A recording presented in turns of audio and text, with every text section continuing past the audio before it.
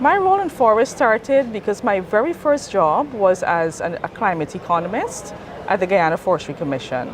I started work after I finished my first degree at the University of Guyana in 2002 at the Guyana Forestry Commission. And there I was exposed to many of the aspects of sustainable forest management, forest policy, how do we bring to the fore effective valuation of forest resources.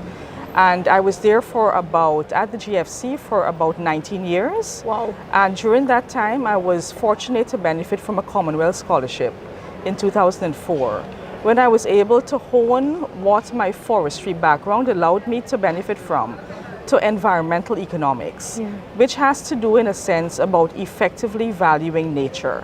So now that my work is on climate finance, I'm able to bring everything I would have learned from 2002 all the way up to my last days at the Guyana Forestry Commission. Now I'm with the Ministry of Natural Resources, to bring that together in the climate debate and to be able to bring forest valuation from the environmental side and climate finance all in the same landscape of coming up with a solution. Did you always want to get involved in forests and finance? Not initially. One thought that they were quite separate matters, that you're a forest economist, you look at aspects with regards to timber, to maybe environmental services associated with forestry resources principally. But as time went on, especially when the debates and the discussions at the level of the UNFCCC started to gain momentum, and certainly at the time of the Paris Agreement, a lot of these topical issues converge. And the solution now is not single-pronged, but is multifaceted.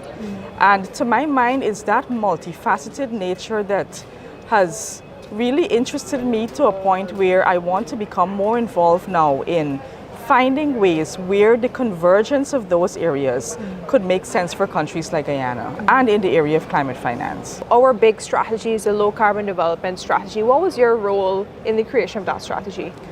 The first low carbon development strategy started in 2008. As many folks know, it was through the vision of the then President, Dr. Jack Dio, who thought at the time, and he was proven to be very much on target and exactly right, that there is a way to monetize what wasn't monetized before.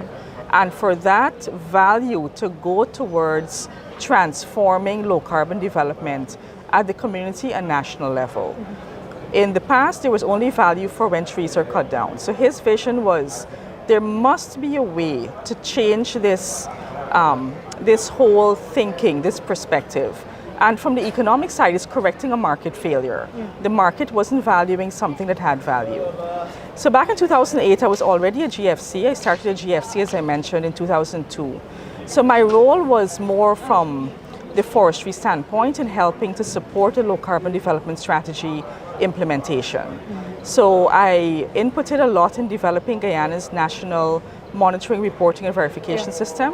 I supported work on community forestry development at my time at GFC, during my time at GFC, and I also worked in supporting forest governance programs. In the second LCDS, which was launched in 2021 November by His Excellency, our President, Dr. Mohammed Irfan Ali, my role was more primary. So I helped in the drafting of several of the chapters of the LCDS, LCDS 2030. And now, my role, now that that is completed and we've drafted it, my role is now to support the implementation of that strategy, central to which is the execution of the National Carbon Credits Program. Tell us more about the Carbon Credits Program, what Guyana is doing, but also what you're helping to do to push that forward. Under the Guyana-Norway Agreement, the basis of climate finance was through earnings in a bilateral agreement. So Guyana and Norway agreed to certain fundamentals, maintaining forest cover, ensuring that forest governance systems are supported, building an MRV system, those kinds of programmatic interventions. And for that, we were paid $220 million that went towards low carbon programs. In this second phase of the LCDS, we have now moved from our first phase, which is a payment for performance mechanism, which was that which prevailed under the bilateral, now to a market-based mechanism, which is the heart of our second LCDS. So what does a market-based mechanism really mean?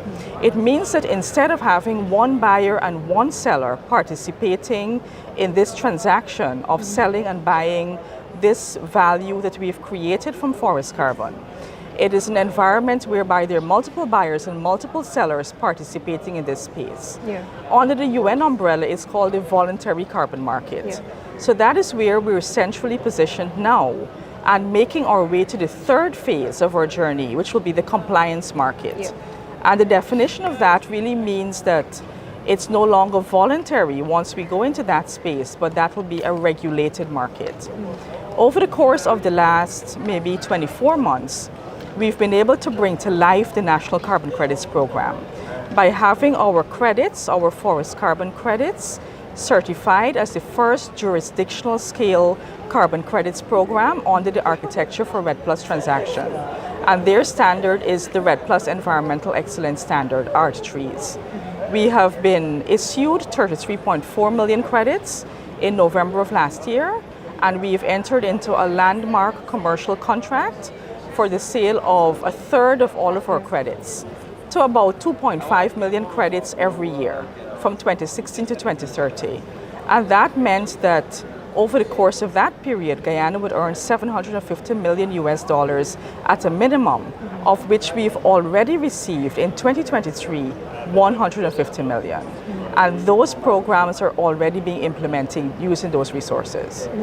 That's really impressive stuff. Let me ask, many years ago when you were at the Guyana Forestry Commission, did you sort of imagine both you and Guyana would be here today?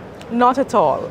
So my vision of GFC and what we've been doing in forestry was to expand the way in which forests would be recognized. But no one thought at the time, certainly not me, that we would be able to open an entirely new spectrum of value, of resources, of natural capital recognition that we're able to do now. And I think if it weren't for the bold action and the wisdom and the push from the political level, steered by Dr. Jagdeo at that time when he was president, and now continued by Dr. Ali, I don't think we at the technical level would have been able to deliver on what we've been able to deliver. But certainly not. I think our ambition was to see forests be central to the conversation, but never in this way that we're seeing now, where there is this convergence of not only recognition, but valuation and impact that really has, to my mind, a phenomenal impact on sustainable livelihoods and on meeting the climate ambitions when one look at the UNFCCC umbrella of targets and work that is being set out.